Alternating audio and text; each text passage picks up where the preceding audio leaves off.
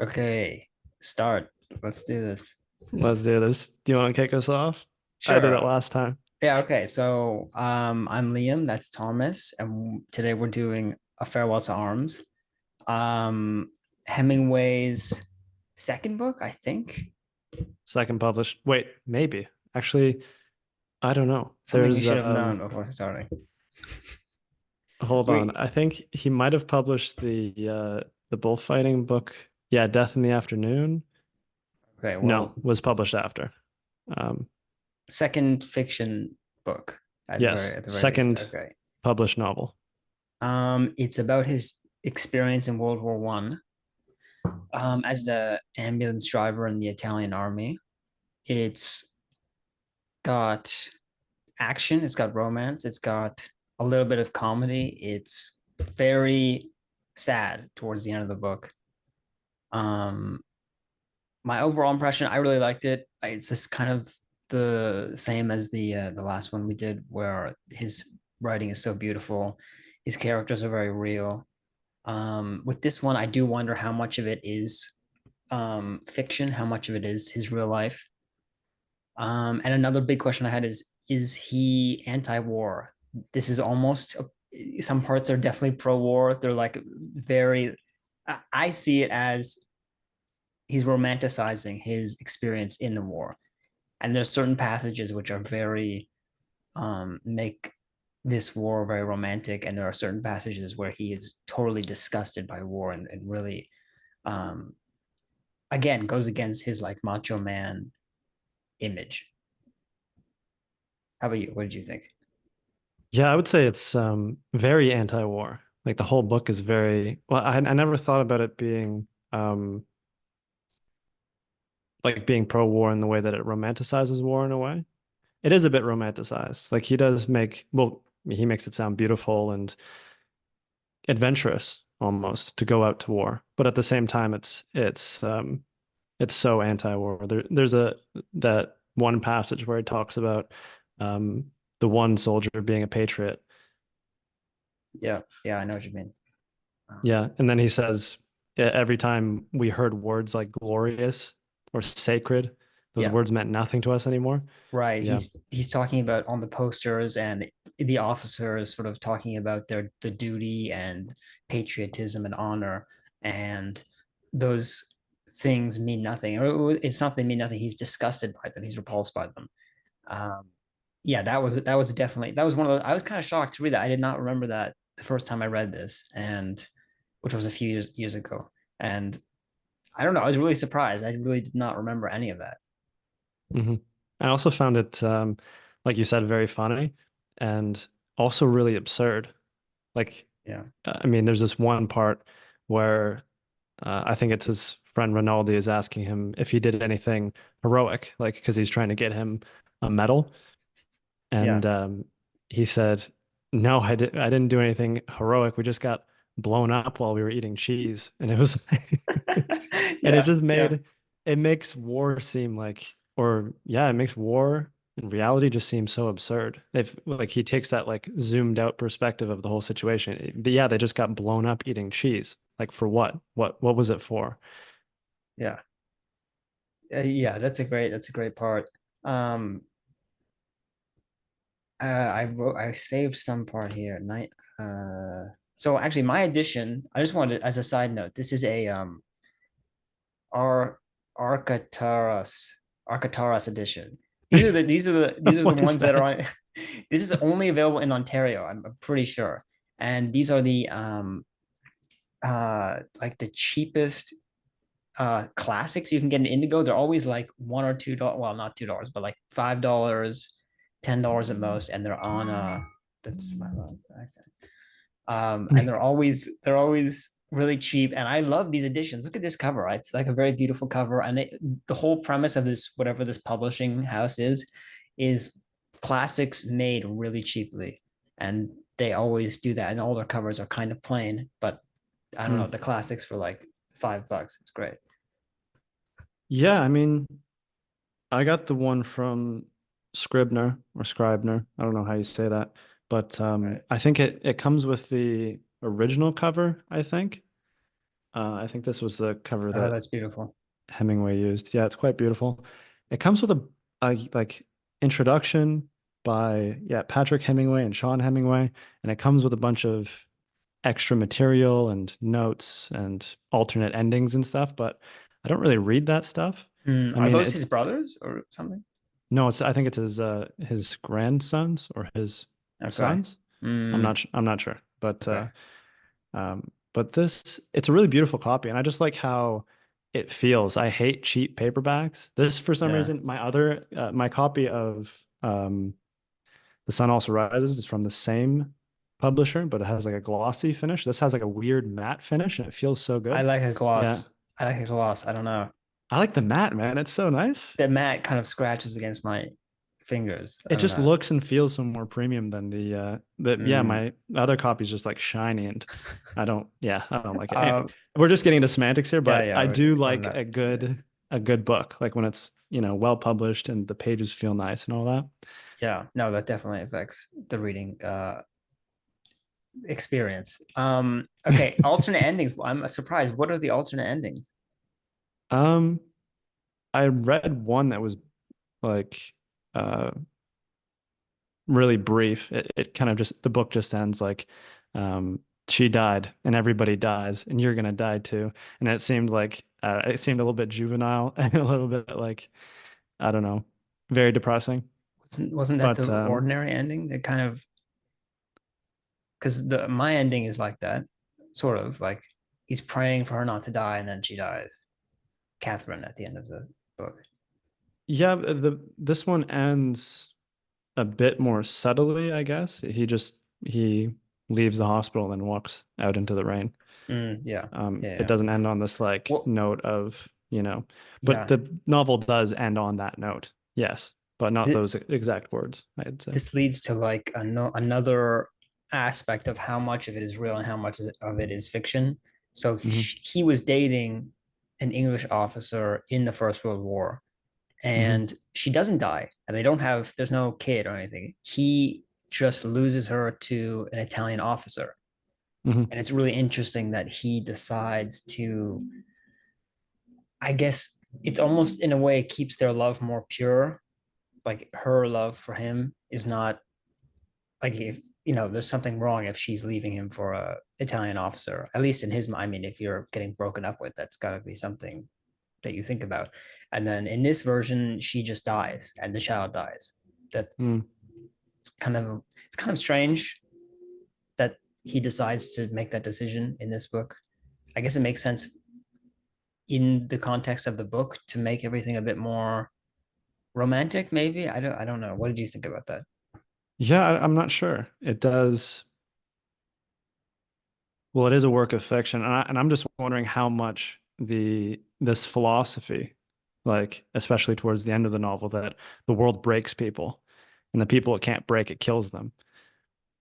I mean, how much is that influenced by Hemingway's psychology at the time, maybe, or just like this, this feeling of the lost generation, of the world being, an oppressive and bleak place. I don't know. And I find it interesting that the next novel, For Whom the Bell Tolls, has a different note to it. It has a note of hope almost, where there's this part where Robert Jordan says, the world is a fine place and worth the fighting for, and I hate very much to have to leave it.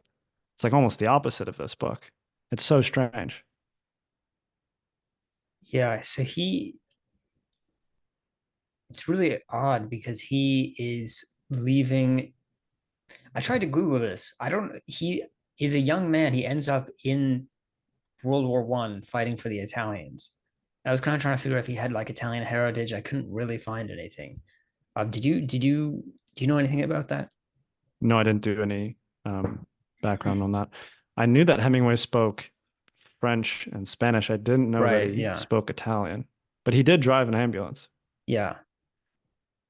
It's just so weird. Why would he make that decision to have the Catherine die at the end?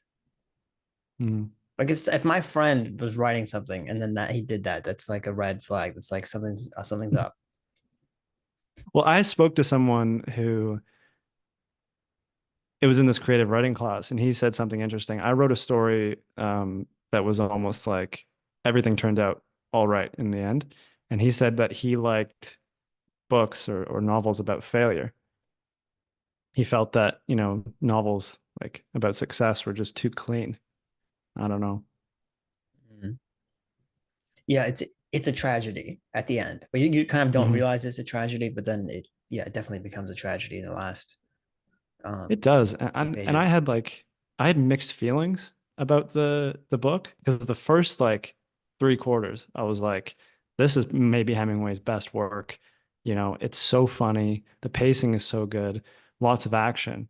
And then there's that last section that just feels so bleak. And I don't know if I really enjoy the message that Hemingway is sending? Yeah. What did you think about the right before she's giving birth and then when they escape to Switzerland?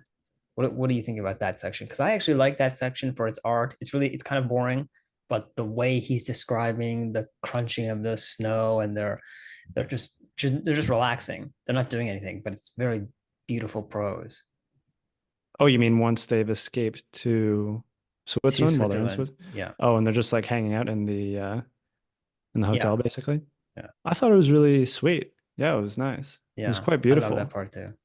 Yeah.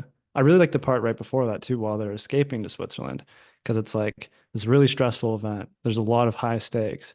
And then Catherine is basically just like laughing in Yeah. his face because he breaks Umbrella. the umbrella, and she just says it's basically like it's this really high stakes thing, but she's treating it as just a nice little paddle in the middle of the Yeah. night, and Yeah. it's quite funny. Yeah. Okay, I want to talk about Catherine and like the characters. I did just want to mention one more like um purely artistic feature that I think makes this it's very real. Mm. So the first time we actually get the character's name is page 94 on my Hmm. edition. And I thought that was so like there's this tendency to give so many explanations and to give exposition really ham-fistedly and in an ugly way.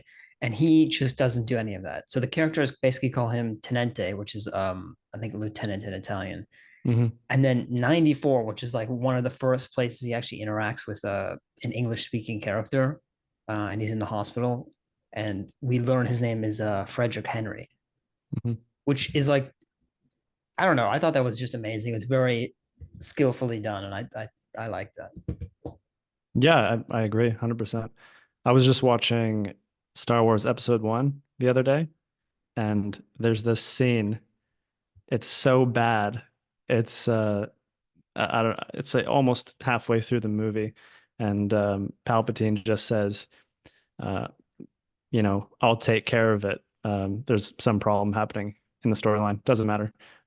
This is my apprentice, Darth Maul, and then he just like shows up behind him. It's like, oh my, like this is the worst introduction for a character ever. Because like in the original Star Wars film, A New Hope, you learn Vader's name from, I think, uh, the general. There's that scene where he says, he called Vader, your space magic won't, doesn't impress me, whatever. And then he says, I find your lack of faith disturbing. Whatever. It happens naturally. And then in episode one, the introduction of this, Sith Lord is just so, hand-fisted. Yeah, it's kind of a tragedy. I don't know. Yeah. Yeah, it could be done so poorly. Like it's so easy to get it wrong. Mm, So, okay, what did you think about Catherine? Another sort of almost, I don't want to say femme fatale completely, mm. because that's not right, but complicated character. What do you think? Yeah, super complicated, super nuanced. Very relatable sometimes. I thought like some of the dialogue is like kind of it's very funny and it feels very modern and it's Hmm. I don't know, almost cute. It's cute. Yeah, for sure. And then I find their relationship dynamic interesting. as well. I mean, at the very beginning when they first meet, it seems that, you know, um, his name's Frederic, or Federico is the Italian version, I guess. So Frederic is just like basically trying to get into her pants. Right. And um she knows that. She knows that he's like kind of playing a game. But then I don't know, the relationship really develops, and then there's this Yeah. really key part I felt towards the end of the novel where she wants to just, have sex with him, but he wants to play chess. And then Yeah. he Yeah. says, all right, let's just play a game of chess first, and then we can, you know, she wants to play with him, and we can play together after. And then she says, Right. okay. Right. So it's like almost the roles reverse a little bit. Like now she wants to like jump into his pants, and then he has to say like, hold on a second, like Yeah. so They're also kind of married. They keep saying they're married, even though they're not married, and that mhm, is a little bit of friction with one of Catherine's friends. mhm. Um, Yeah, yeah. and then wait, he brings her to a hotel, and she has that feeling that she's like Right. Yeah. a prostitute or something. Yeah. Yeah. Yeah. Because and it wasn't anything that happened. It was because of the velvet sort of gaudy design of the hotel, which is what really upset her.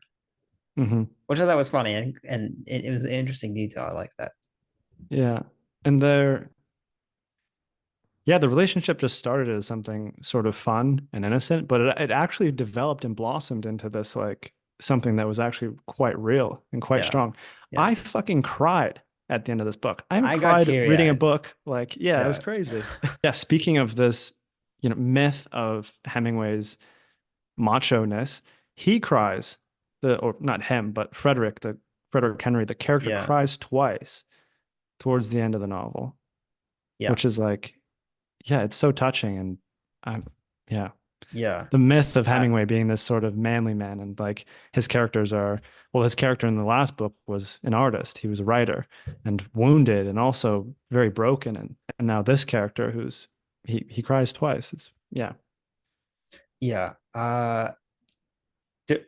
There's a hilarious part where they're in Switzerland and the doctors recommend that Catherine drink beer to keep the Oh baby my God. small.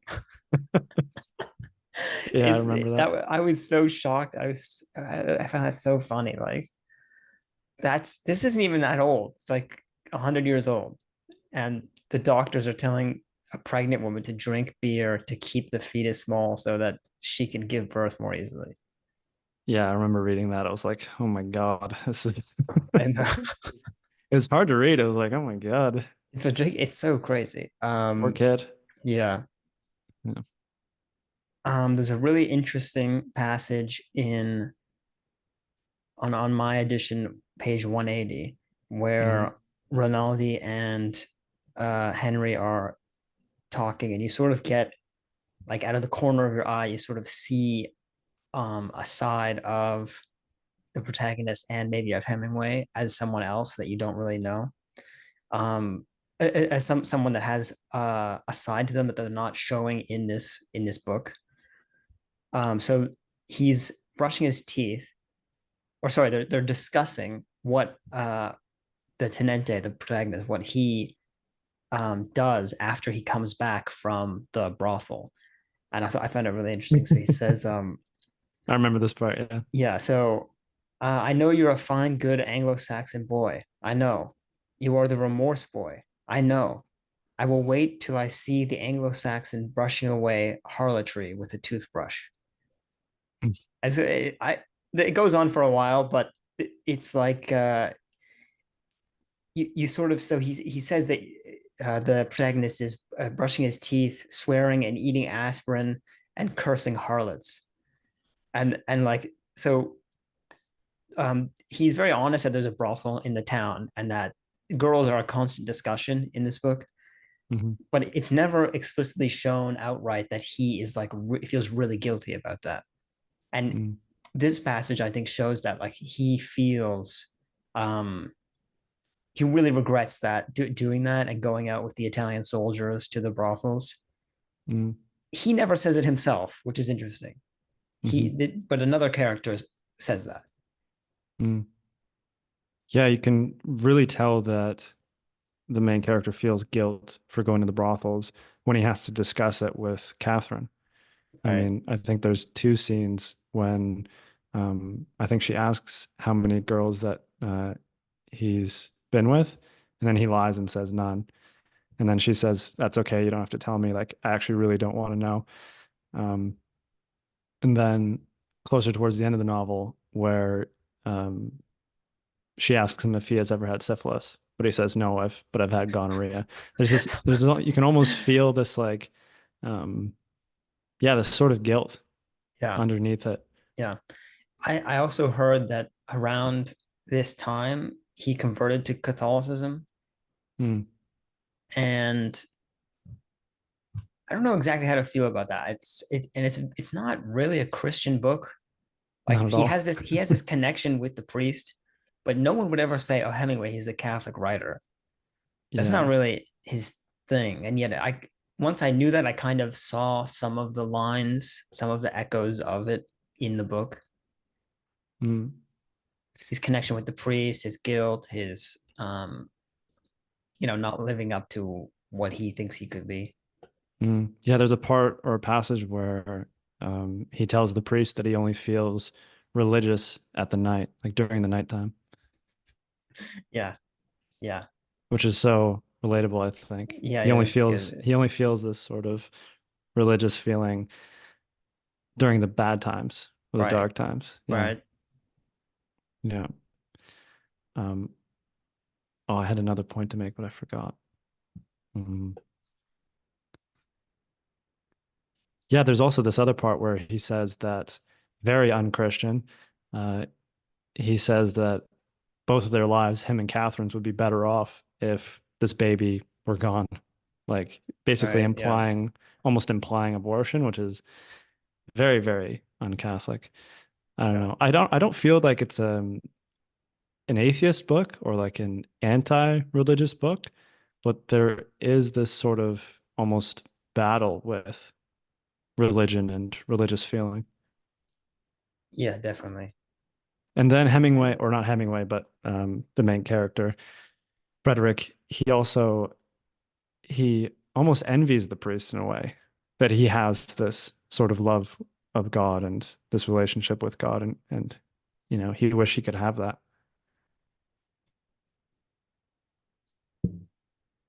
Yeah, he has a special relationship with the priest in Hmm. a way that the other soldiers don't. Yeah. Um, I wonder, I don't know what that is. I think it's his reverence, his budding Catholicism. Yeah, I mean, there's this implication that, or the other soldiers make fun of the priest because, I mean, there's a lot of corruption within the Catholic Church, but it's strange because the priest himself is a very righteous person, and there's really no fault in the priest at all. You kind of admire him a lot, actually, as a character, Yeah. and he becomes better actually as the book goes on. Like he doesn't become embarrassed as much when the other soldiers make fun of him. He just shrugs it off. Right, right. Yeah. Yeah, there's a lot of the I guess we could talk about this now. The chaos of war starts to Mm-hmm. appear more and more as the book goes on. I thought there's a I guess it's a famous scene. I Googled it, and I think there's a lot of people who were wondering, like me, is this a real scene where so they're fleeing the front, the Mm-hmm. Austrians, maybe the Germans, I'm not sure, are pushing them back. So the Italians have to retreat. And in the Mm-hmm. retreat, there are I hope I pronounce it right, Cabinere police, the Mm-hmm. military police in Italy, and they're basically executing anyone over the rank of major or something like that. Mm-hmm. And he gets pulled out. He speaks Italian with an accent. He's an American, so he's suspicious, and they're questioning these people in a very absurd way. Like, so why are you not with your men? Well, we're falling back. Don't you know that Italians never fall back? Then they shoot him, and it's like it's very absurdist. It's ridiculous. Mm-hmm. Hemingway makes a break for it. He runs, and that sort of leads into almost the next part of the book where he's escaping from Italy and going into Switzerland. So what did you think about that moment? And do you think it's real? And like, I don't know, what did you think about it overall? Mm. Yeah, I really don't know. I mean, what were your thoughts on it? Um, I wondered if it was real. I couldn't find any information on how closely it stuck to his actual story. So did Hemingway actually flee Italy at the end of it? There was this one passage I liked that where he wasn't against the Italians. He just was done. He just felt like, okay, I'm done with this. I'm not gonna try to, I'm not rooting for the Germans now, but I'm definitely not helping the Italians. And all his feeling of responsibility for his men goes away, and he takes the ranks off his shoulder or puts them in his pocket, and Mm. now his only mission is to find Catherine and to flee. Mm. Yeah, I felt that his, I guess, defection was completely justified because he was betrayed in a way. I mean, Yeah, he's basically like, bleeding his veins dry for this country that's not even his, and then they basically turn on him, or not the country itself, but the few um military police. yeah, Yeah, the military police turn on him, and he just, yeah, he's done with it. He's been blown to pieces. He's had his entire knee like reconstructed for this war, yeah, and then they do that to him. Then he just says, "Yeah, I'm done with it." I mean, the cause of it is the cause of the war is, I guess, just not the cause of it, but like the fighting in a way. I guess that's a question of the whole novel. Is war really even justified? right. Yeah, Yeah. that comes up with the Italians. Some of the ambulance drivers that he's working with are constantly like, there's no point to this. If even if we Hmm. wanted to end it, there's this interesting passage where I think it's the priest talks about, you can have a peace movement, but so often the peace movement is betrayed and just becomes another part of the machine of war. Mm. Yeah, and then there's a moment where Frederick says that victory might be even worse than defeat. Well, what did you think of that? What do you make of that? I don't know, it was an interesting conversation, but the other soldier immediately replied, "Nothing is worse than defeat." So you could look at it Yeah, from either way, but it's interesting because the whole time we know the outcome. Like the whole time they're thinking, will this war last forever? Is this going to be another right, 100 years war? right. That Like keeps coming up. it could never stop, but we know the outcome. We know that it ends. Yeah. So we talked about Catherine, amazing character. We talked about the priest, also amazing character. I'm thinking this might be like one of Hemingway's best because the characters are just so vivid. But the best character, in my opinion, Rinaldi. Like Why? he's so good. He's amazing. He's just like this funny, charismatic character, and he has like this habit of calling Federico baby, like Yeah. come here, baby, like, and they Yeah, just yeah, have yeah. this hilarious, yeah, and there's a brotherly love there too, which is Oh yeah. super deep. And then Yeah. when Federico leaves, I keep switching between Federico and Frederick, but it doesn't matter.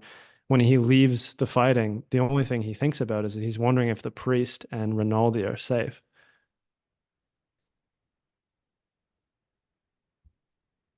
When what yeah, yeah, yeah. Yes, okay. Yeah, he Yeah. keeps mentioning that he's really nervous about his group. Hmm. I Yeah, no, didn't Catherine. Oh, go ahead. I didn't think it was that he was. I guess I don't know. I don't know. Maybe it's because of my disposition. He's okay. But he's kind of like, okay, actually, I had this is another question I had. So there's a lot of characters that seem to like the previous novel we did. What was it called again? The one we just reviewed. Sun also rises. Sun Also Rises. There's lots of characters who seem to skate on the backs of other people. Even the protagonist in this book, he is there's a character that's barely ever mentioned, his grandfather, Mm. where he's asking for money, and the grandfather gives it to him, and then Hemingway does not write to the grandfather to tell him that he's alive, because so Mm, he's like killed in action kind of, and he thinks that might be what was sent home to his family, but he doesn't write them. He just cashes checks, and like that's how his family knows he's alive. It's mm, very um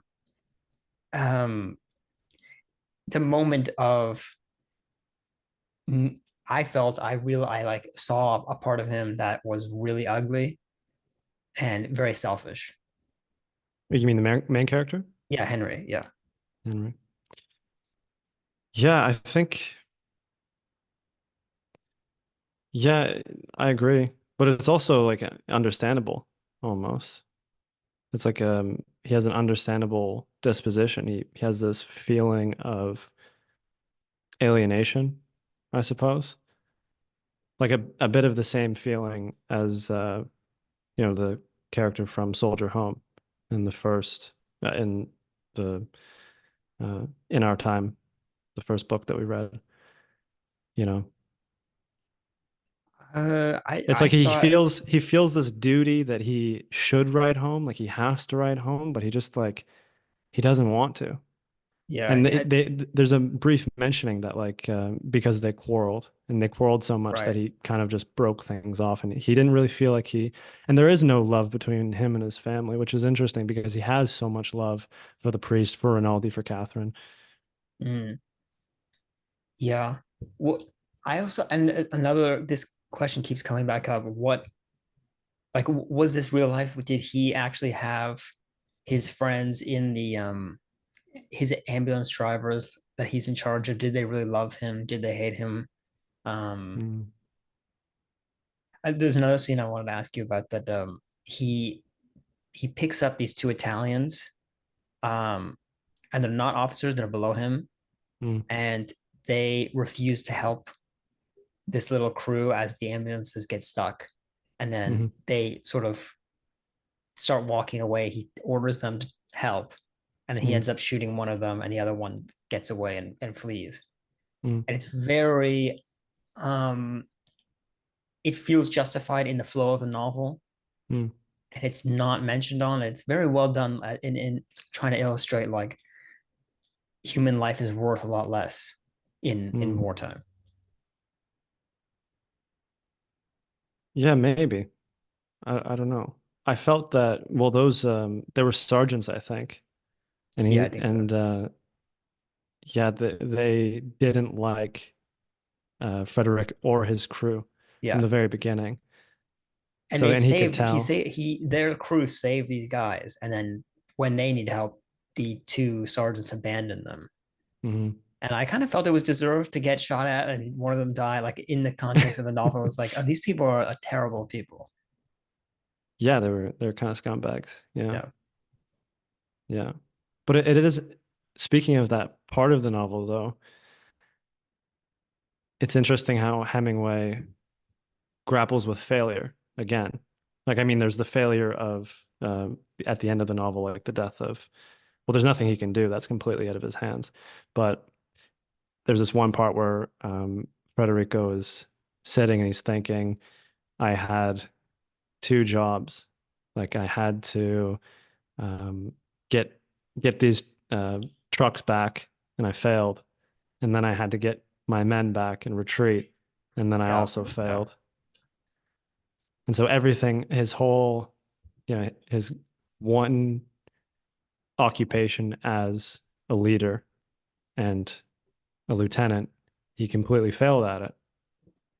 Yeah. Yeah. And Mm, it doesn't feel it. I felt he was being too hard on himself on that at that point. mm, Like he did the best that he could. He's always looking out for his men. He's always risking his life. He risks his life for pasta for his guys, the pasta and cheese. Like yeah. and he's always thinking of the needs of his underlings, for lack of a better word. Mm. Should we restart the call because we got 2 minutes left? Okay. Yeah, we're back. We should get a new Zoom. We should just buy it. It's like $6 a month. I'll just buy it next time. Okay. Um, Are you still, you're not still with York, I guess. No. Okay, because I think if you send a link through York University, you get unlimited time or something. Oh, okay. Well, maybe you could. Yeah. Do you have it? Yeah, I could try it, but Yeah. Okay. Next time. yeah. Okay. Well, we basically. I'm done. I went through all my notes. Mm. Yeah, I think it was a good episode. I wanted to read, though, what I think was the best quote from the novel. Okay. Um, if people bring so much courage to this world, the world has to kill them to break them. So, of course, it kills them. The world breaks everyone, and afterward, many are strong at the broken places. But those that will not break, it kills. It kills the very good and the very gentle and the very brave impartially. If you are none of these, you can be sure it will kill you too, but there will be no special hurry. And I really like that quote. And Yeah. some people, they only write the first bit. And and they usually write, the world breaks everyone, and afterward, many are strong at the broken places. And that sounds like, inspiring and whatever, but they don't include the end part that the world kills everybody in the end. It breaks Right. everybody, Right. which is like the actual message of this novel, which is yeah, it's I don't know, how did you feel about that? I felt it was bleak. I don't know. It's bleak. It's. I almost thought it was untrue. Like there are people who can remain whole even if they're dying. I felt like that wasn't true. Like some people die whole. They're not sacrificing anything. They're not, you know, giving up anything in death. Mm, But yeah, it was very pessimistic and it was very yeah, very beautiful. mm, yeah. There was one quote that I also wanted to read that's not as poetic as that. It's he's again he's had too much to drink and he tries to go to sleep and I just loved it. I had gone to no such place, but to the smoke of cafes and nights when the room whirled, and you needed to look at the wall to make it stop. Nights in bed, drunk, when you knew that was all there was. I'm kind of not. I can't read. I'm bad at reading. Yeah. Have you Well, that seen was any? I remember that passage. That was a really beautiful passage. Yeah, Yeah. I love. It's so he's so good at that. He sees those little Mm, moments and he does a really good job of explaining them. hmm Have you seen any good movies? Read anything? Nope, I've only read this thing, and I meant to watch a movie the other day. I already forget the name of it.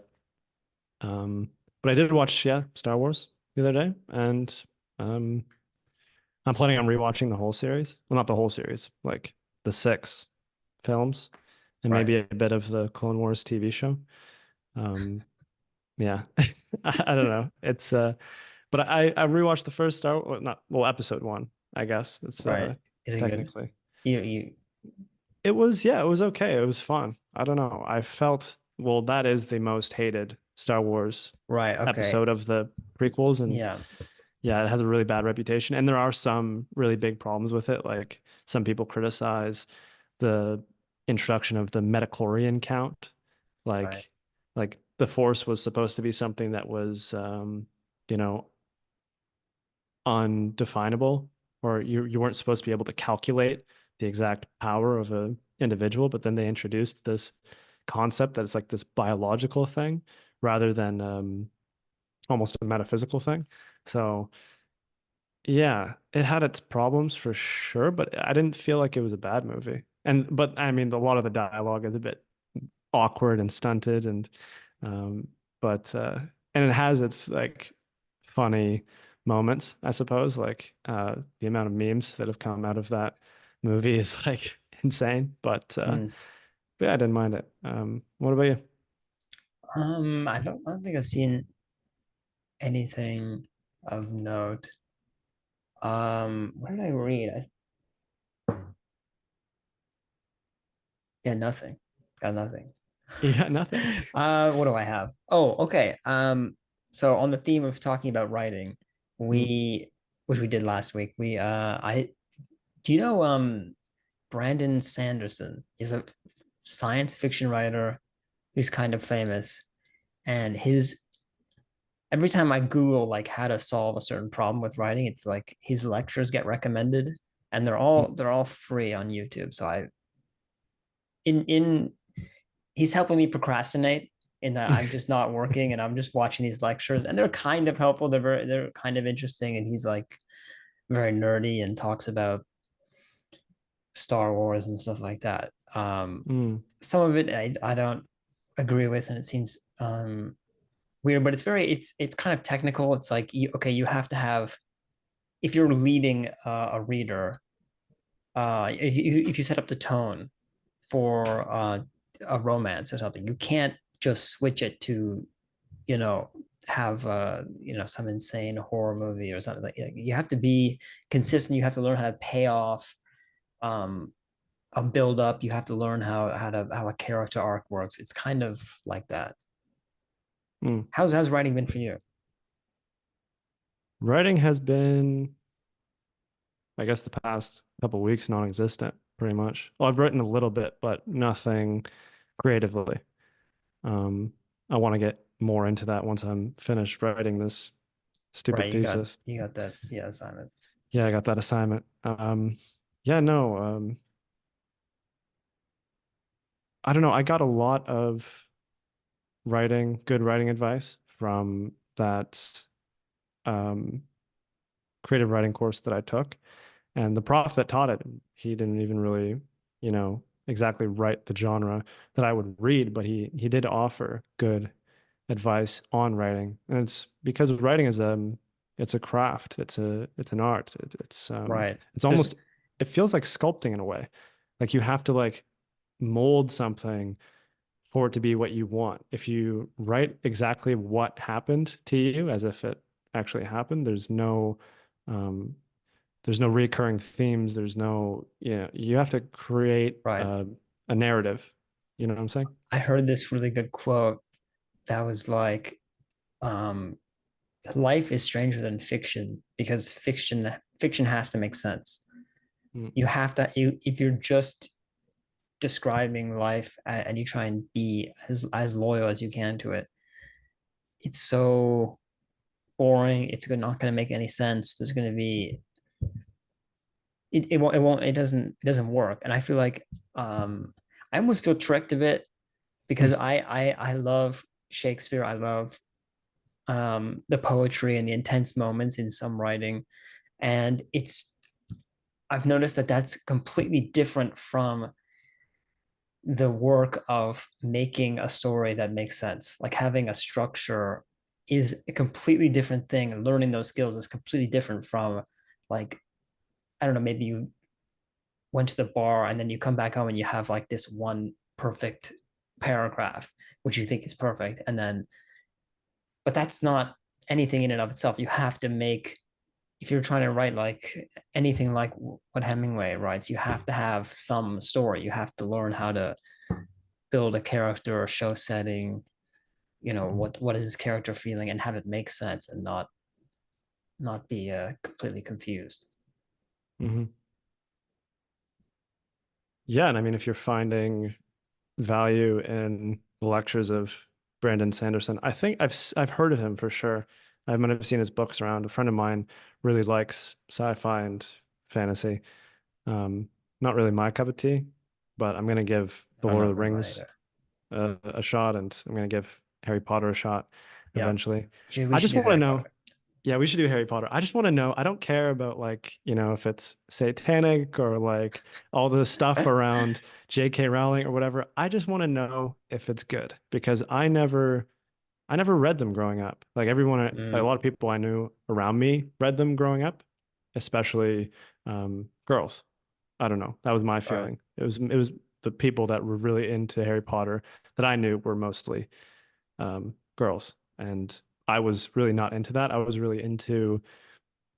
I mean, I still read like I read the Magic Tree House and all that stuff Yeah. that kids read, but I was really into. I was into Star Wars, really big into Star Wars. I was into Lego as well, and I was also really into like architecture and like aircraft design and stuff. So like all those things kind of mended together. So I would like build Lego Star Wars stuff, and I would you could get these books. They were so awesome. I would always, and people would make fun of me for it.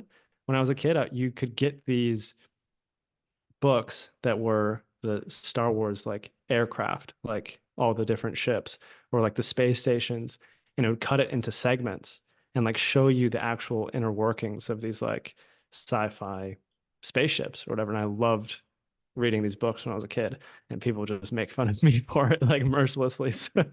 But so yeah, I never read. I read the first. I read the Philosopher's Stone when I was a kid, but it didn't grip me at all. And I would rather read like, you know, I don't know, sci-fi books or something. Like that was more my speed. Think Harry Potter is like Harold Bloom sort of dismissed them as not literature or not, they're not even books. I think he Yeah. said something kind of outrageous like that, which dramatic. He's dramatic, but Yeah. he which isn't true. And it's very interesting that I kind of feel like anything that's that popular, there's something there. There's got to Mm. be something there. It's not like it's just all dog shit. It can't be. And especially with Harry Potter, I feel like there's lots of well, we can do it. We can do an episode on Yeah. that. What I think if it inspired hundreds of millions of like children to to read, read? Yeah, then there has to be something there. And maybe I don't know what's there. Maybe I'll have to read it and figure it out. But I have a similar feeling towards Taylor Swift at this current moment. I had a friend of mine literally tell me the other day that she is a genius. And I was yeah. like, wait a second. There's a girl that like talks, the only thing she sings about is like breakup. And like I've listened to a few of her songs, and some of them I really like. Like Style, I think, is a really Catchy. They're catchy. catchy song, and like love the chorus. Um, but then some of her songs, the lyrics are just oh man, they're rough, like cringe inducing, like really bad. But I feel like I don't know if she's so popular because Gotta be I something. listen to it and I just hear, wow, this is just corporate media slop. This is just for the masses. This is just absolute garbage. But I think maybe if it's so popular, there must be something there, something that I don't understand. Um, I'm willing to suspend judgment, is what I'm saying. Next week we review Shake It Off. What okay, what do you want to do next week? We actually so you finish 15th, which is a few weeks away. 2 weeks. Less than two Mhm. weeks. Was there any other Oh, book that you read that we could do for next week or okay, so get this. I am taking another semester to finish oh God. my master's. I know Does that open you up or is that closing you down? that is opening me up. It's taking off a lot of pressure because I felt a lot of pressure to finish the master's and find a job ASAP. And so taking the extra semester, I'm going to try to finish the the project by the end of September. And then that will open me up for October, November, December to find some work, find a job. Yeah, Because I'm yeah. also working on Pivot, which is the graduate journal at York. Okay. So I'm doing some work for that. So I'm technically employed. Um, I don't get paid much for it. It's like it's a tiny stipend. It's literally nothing. But It's great. Are I'm you the technically editor? employed. Yeah, I'm one of the editors. Yeah, Oh, there's th nice. three editors. Um, yeah, so having that on my resume that I'm currently employed as an editor Yeah, is good. So I feel like, yeah, it's taking a lot of stress off me. And I actually also want to keep doing this pod and keep working on creative stuff all at the same time and, slowly try to find a job that doesn't suck, yeah, because almost all jobs suck. I would like to find something that I'm actually excited to do. yeah. Um, and yeah, I kind of want to make a couple YouTube videos and see where that goes because I have a lot of ideas and Mhm. So are you saying that Yeah. next week is, could we just choose right now? We could just choose any book. Um, I'm really, really thinking that I should reread For Whom the Bell Tolls. And the Okay. okay, I have it. the problem. No, go ahead. Sorry, I'm cutting you No, off. no, no, no. I have that book. Okay. I think the problem with that book though is that it's not good. Well, it's fine. I just don't think it's one of Hemingway's best. It's so long and drawn Yeah. out. I felt like it was a bit of torture reading that one. It was a bit of a slog. Uh, I wish we Maybe could have something like an audience like poll or something. Let's see what people wanted us to read. we could do a poll, but our audience is It's very tiny, small. Yeah. so it So wouldn't one, really. two people vote for something, they win. Yeah. So maybe we will hold off on the um, polls for a little while. We could have polls in the future though, Yeah, if our that'd be audience great. gets bigger. Maybe I just missed Okay. something. Maybe For Whom the Bell Tolls actually wasn't as bad as I remember, We but keep it is talking about long. Harry Potter. Let's do Harry Potter. Why don't we do the first one? It's pretty short, shortest one. It's like 200 pages. Yeah. Um. Yeah. Why not? It would be fun too. It'd be kind of a break from my usual academic stuff, I guess. Right. But what if I hate it and we absolutely Well, just I've read it. dump I've read it like 3 times. I've read every Harry Potter book like 3 or 4 times by now. real? Yeah, yeah. It's my comfort food, man. I listen to it. Jim No Dale. way. Yeah, You no, like it's my it? comfort food. Oh my God. It Okay. reminds me of being a kid. It reminds me of um there's some comfort, some safety there. It's like it's very, Hmm. I don't want to say background noise because that's insulting, but it is kind of like that. That's literally what Star Wars is for me. So I feel Mm, like, yeah, it's yeah, really ignorant of me to criticize Harry Potter in any way because right. it's like Well, that's some people's childhood, you know? yeah, the first book isn't the best. It's very you can tell she's still figuring out the style and Mm. she's still figuring out how to do certain things. But I mean, you can't start from book. I think book 3 or 4, Azkaban is probably the best one, It's funny but can't because start from that. The Prisoner of Azkaban is the best movie. Yeah, no, it is. Yeah, I Yeah. believe that too. Yeah, I like that one. So you've And seen the everyone says movies that. then? Yeah, I've seen the movies, yeah. Right. Yeah, the movies. I wasn't a huge fan of the movies, except for The Prisoner of Azkaban. The Prisoner of Azkaban was like genuinely a great film. Yeah. The guy that plays um Black. What's that the actor's name? Gary something. Gary Oldman. Gary Oldman's great. He's great. I was thinking of David Thewlis. He is phenomenal. He plays uh he plays the professor that turns into a werewolf. Remus Lupin. Lupin. Yeah. Yeah. I like him too. Yeah, he's great. Oh, he's such a good actor. He was in 7 Years in Tibet. Um, Phenomenal movie. The Boy with Striped Pajamas.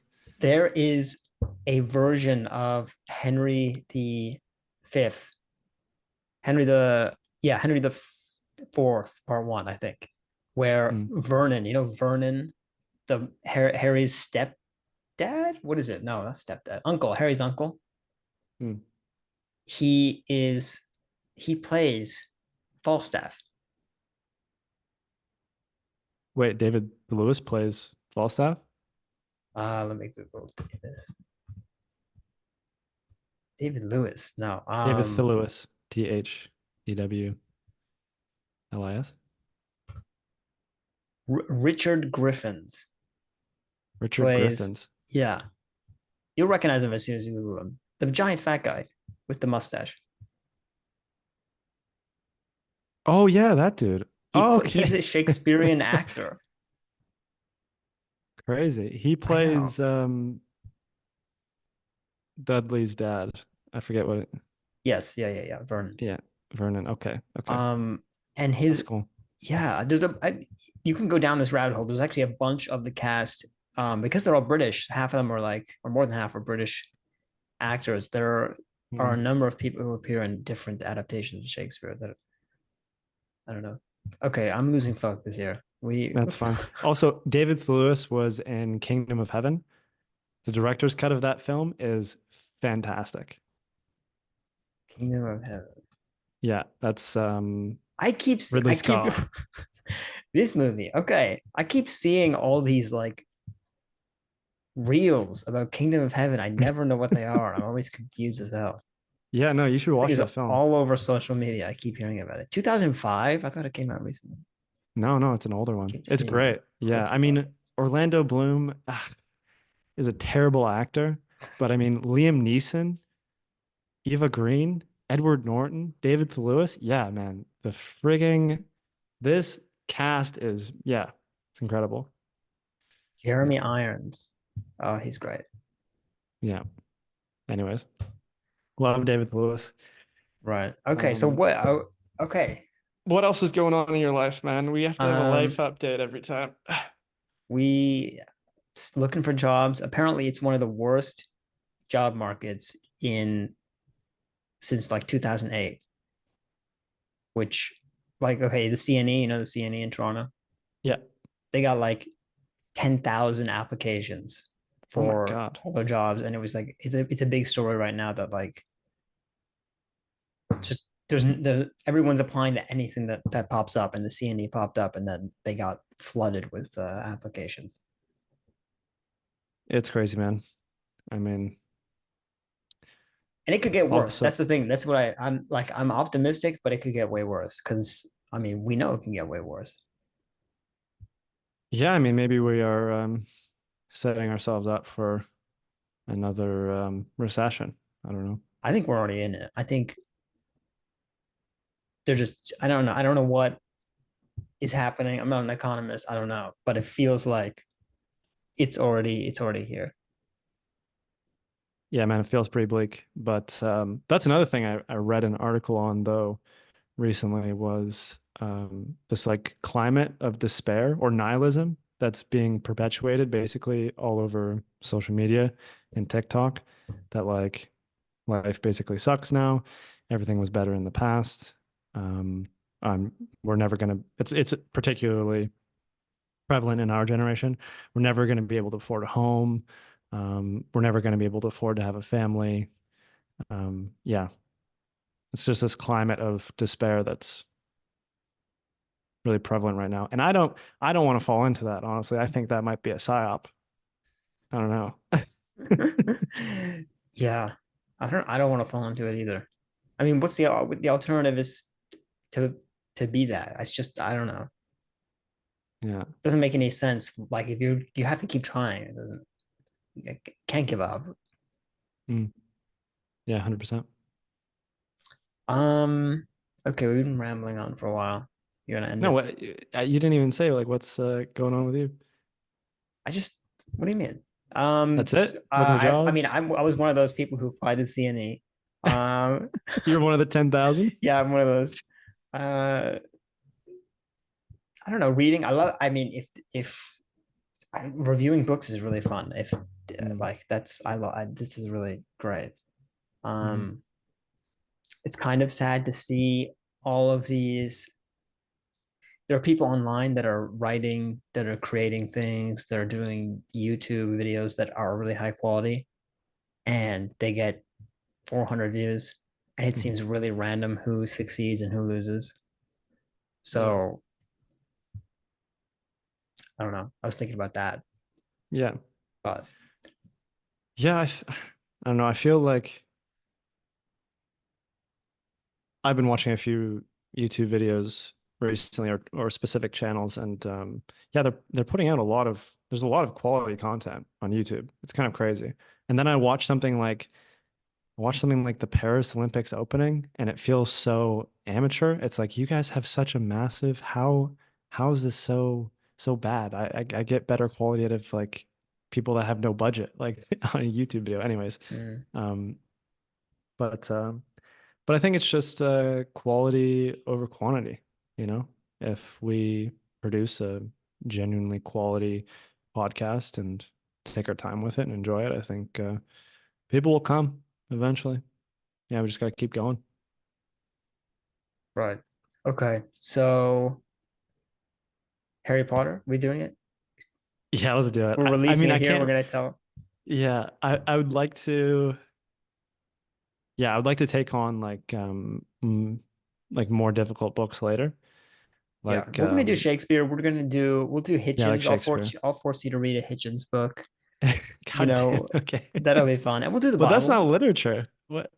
Uh Does he yeah, have any you're right, non? you're right. Does he have any fiction? No, he has no fiction. He does have, I was thinking in the context of we could read, I definitely want to read Matthew and discuss Matthew Mm, on the here. And then, hmm later on down the line, we can do a Hitchens book. I feel like that's a good balance. Like he's very he's mm, incredibly erudite and smart. He gets a lot of stuff wrong, I think. But mm, he was my first, that was my first like intellectual love. Like I have all his mm, books. I still have them. He's really he's so his prose is very beautiful also. hmm Yeah, we can give Hitchens. I mean, I think I've basically broken the literature only aspect of this podcast already because I was planning on doing a podcast on the Diary of Anne Frank. Oh, that would be cool. Yeah. Yeah, I read that a Yeah. while ago. Maybe it'd be nice to revisit it. She's a very it's very surprising how intelligent she is for like Yeah. she's very, very young. Like 11 or Very something. young. She's like 13, 14 Okay. or Okay. 12. She goes from 12 years old to 14 years old by the end of the diary, I think. But yeah, just so witty, so funny, so well spoken for a child. It's insane. Yeah, I think. But I was going to invite like a professor who specializes like in Holocaust studies to come and talk about it. But I sent her an email. I sent her like 3 emails and she like didn't get back to me. So I guess we can read the book and then discuss it because I think it's one of the best books ever written. It's insane. Mm. Uh yeah, I definitely didn't think that, but maybe I'm wrong. But it's no, it actually is. It's this kid somehow develops this philosophy of hope and at such a young age and in such a Yeah. bleak situation. It's I think it's incredible. Anyway, Yeah, we could there's a lot of guests we could invite on. That's exciting. yeah, we can invite guests. We can discuss nonfiction. Yes, I please. will allow it. Yeah, yeah. Yeah, no, we won't get too political. But yeah, people, please, go onto your second Google account and then listen to this again because we want to we want more guests. And if we grow a little bigger, maybe we get, some credibility and can invite you talked to the publisher of the Russian novel, the translators, what were their names? Yeah, I sent an email to Richard Prevere and Right, he's that's correct. like I mean, maybe one day. he replied actually, I which know, blew my mind. But he said, "Yeah, I'm too busy." He basically told me to f off, but in a that's nice way. fine Yeah. in a nice way. He was very kind. I really appreciate it. Which is weird because I have mixed feelings about his translation now. Like I was Oh, always a sneak attack. big, Get him. yeah, no, I appreciate his translations because they're very literal. But I get a different sense and feeling when I read Constance Garnett. I feel like she translates the humor a lot better. And I feel Mm, like I don't know, that she yeah, makes she's it great. more, yeah, she makes it feel more colloquial, like more English. Like the Richard Prevere and Larissa Volokonsky one is very like Russified, I feel like. So Right. Yeah, I didn't like that where they included the French. It's a very small, it's kind of small for other people, but I was like, you're a translator. Why don't you translate the French? There's these big blocks of French in the yeah. I mean, they did that in War and Peace as well. The right. which was okay, this is Yeah, something we have to discuss about publishers. I hate endnotes. I think endnotes are so dumb. When you're they're reading a book ridiculous. and you have to Yeah. flip all the way to the back and stop reading and then come all the way back to the page that you're reading, like you have to have two bookmarks I at do the that same too. I time. have two bookmarks. Yeah. That is bullshit. I hate that. You should have footnotes always, because all you have to Yeah. do is glance to the bottom of the page, read Yeah. it, and then keep going. It's Yeah. And yeah. it's not like you're saving paper or anything. It's the same size. You just put It's it yeah. put it in the wrong place. You're just making it way more inconvenient for the reader. But Yeah. anyway, that's just a yeah pet peeve with publishers. Or But starting your own publishing house. we Surprise. we might as well.